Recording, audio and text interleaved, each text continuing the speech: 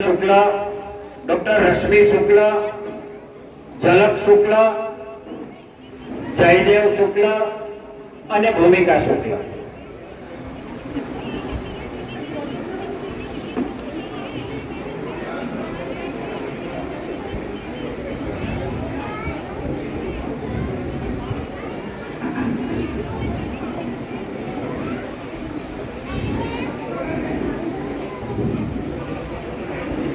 शारदा, ए शारदा, भाई કેટલી વાર હોય મારી દવા લાવતા? આ શારદા હવે ડોસી થઈ ગઈ છે હો। બધા કામમાં સાવ ધીમી। ભાઈ સમયસર મને દવા, ચા કે જમવાનું ના મળે પણ હજી મને પ્રેમ બહુ કરે છે હો। મારી નાની નાની વાતોનું ધ્યાન રાખે। અમસ્તા જ કોઈએ પત્નીને અર્ધાંગીની થોડું કહ્યું છે। એ શારદા આવે છે? એ આવી। આ તમારી દવા અને આ ચા અને આ ડોસી કોને કહો છો વળી? અરે તને મારી શારદા ડોસી। એ સસી, સાચું કહું, હવે હું ડોસી થઈ ગઈ છું। ધીરે ધીરે બધું ભૂલવા લાગી છું। આ બંને છોકરાઓને મોટા કરવામાં, ભણાવવામાં, એની બધી ઈચ્છાઓ પૂરી કરવામાં આપણને ક્યારે ગઠપણ આવી ગયું એની કાંઈ ખબર જ ના રહી। હા ખરું કહ્યું શારદા, પણ આપણે નસીબદાર તો ખરા હો।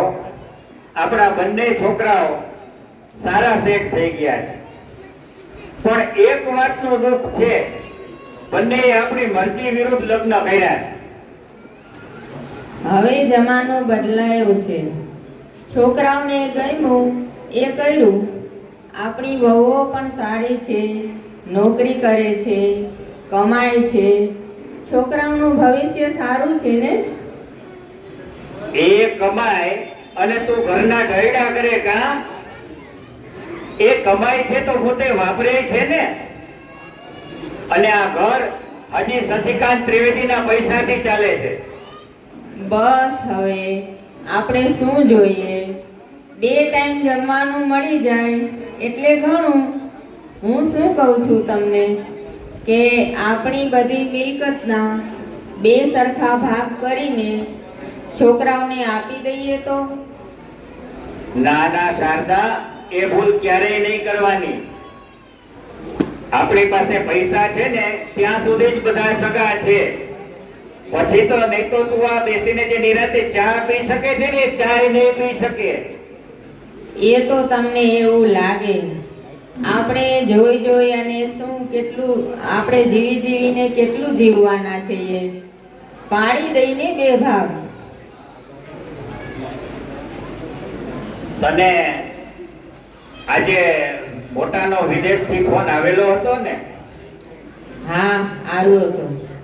એને થોડા પૈસાની જરૂર છે। નાનાને પણ કંપની ચાલુ કરવી છે એટલે એને થોડા પૈસા જોઈએ છીએ। થોડા કેટલે કેટલાક રૂપિયા?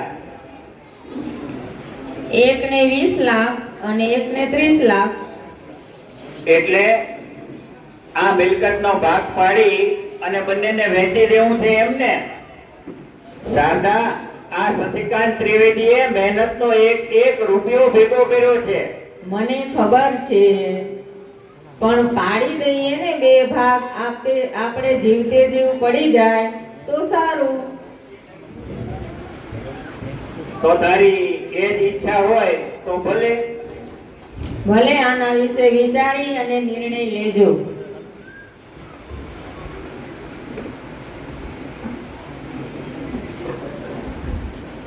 શશિકાંત ત્રિવેદીના પત્નીના મૃત્યુ બાદ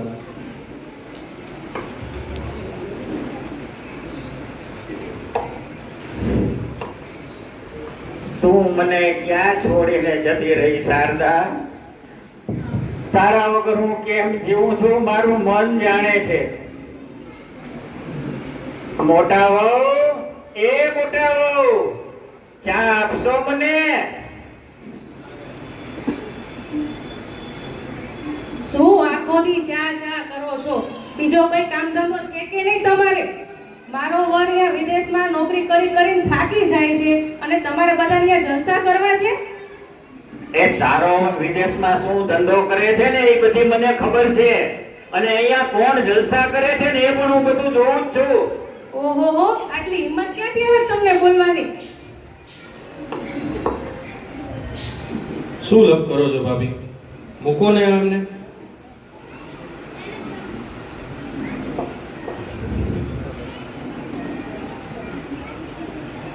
બેટા,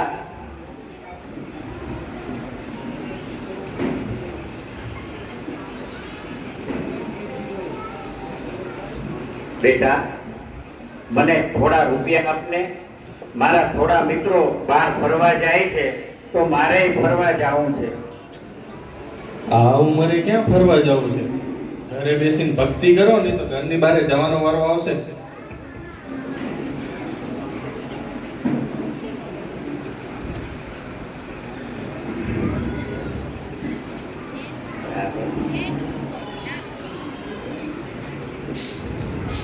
આ ઘર શ્રી શશિકાંત ત્રિવેદીનું હતું. શું હતું? આ ઘર હવે મેઘના ત્રિવેદી ને અપર્ણા ત્રિવેદીનું છે. એટલે ઘરમાં શાંતિથી પડ્યા રહો. ચાલો ભાભી, આપણે મોડું થાય છે. અને હા, ભૂખ લાગી હોય તો જમવાનું ફ્રીજમાં પડ્યું જ છે, જમી લેજો. અમે બહારથી જમીને આવવાના છીએ. પણ મને જમવાનું ઠંડુ નથી ભાવતું. પપ્પા, થોડું એડજસ્ટ કરો ને. હવે તો મમ્મી નથી કે જે તમારું ધ્યાન રાખે, અને આ લોકોને કઈ કામ ધંધા હોય કે ન હોય કે તમારે આગળ પાછળ ફર્યા કરે. ચાલો આપ. જોયું શારદા, તારા શશીની આ હાલત? અરે, એક સ્ત્રી એનો જો વર મરી જાય તો બીજા પાસે પોતાનું દુઃખ રડી અને હળવું કરી શકે છે. પુરુષ બિચારો કોની પાસે રડે? જે ગર્વ મને મારા દીકરાઓ ઉપર હતો ને, એ ગર્વ આજે તૂટી ગયો છે. દીકરાઓ થવા માટે ખોટી માનતાઓ માની. લોકો કહે છે કે વહુ આવ્યા પછી દીકરાઓ બદલાઈ જાય છે. વાત સાચી છે, પણ એમાં શું ખાલી દીકરાને વહુનો જ વાંક? આપણો કોઈ વાંક જ નહીં. આવી પરિસ્થિતિ થવા જ શું કામ દીધી? ચિનગારીને આગનું સ્વરૂપ આપવા જ કેમ દીધું? આજે મારી પાસે પૈસા હોત ને તો બધાય મારી આગળ પાછળ ફરત. અને હા, હું આપ બધાયને કહું છું કે જીવતા હો ને ત્યાં સુધી તમારા બાળકોને તમારી મિલકત આપતા નહીં. પછી તો બધું એમનું જ છે ને. જોયું શારદા, તારા શશીની આ હાલત?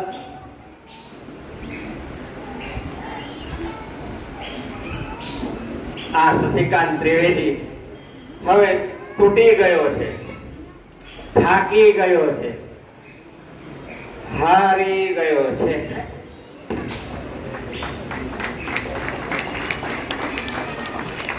સમાજમાં આપણે આવા ઘણા મા બાપ જોઈએ છીએ. જ્યારે તેઓ એકલા હોય છે ત્યારે તેમની સાર સંભાળ લેવા વાળું કોઈ હોતું નથી. દરેક સંતાન ખરાબ નથી હોતી સાહેબ, પણ 100માંથી એક એવો કિસ્સો બને જ છે જેમાં મા બાપ પોતાના જીવનની બધી મૂડી સંતાનોને આપી લાચાર થઈ જાય છે. આ સંસારમાં મા બાપ પછી પોતાનું સાચું સાથી એટલે કે જીવન સાથી, એના વગર અમુક પડાવ પર આપણને એકલું લાગે, હોશિયાળાપણું અનુભવાય, આપણે બિચારા થઈ જઈએ. એટલે એકબીજાનો પ્રેમ, લાગણી, વિશ્વાસ જાળવી અને મા બાપનું તો હંમેશા સન્માન જ કરવું. અને એ ન ભૂલવું કે આ જિંદગીમાં જે પણ આપેલું છે એ મા બાપના કર્મથી, સખ્ત મહેનતથી અને એમના આશીર્વાદથી જ છે.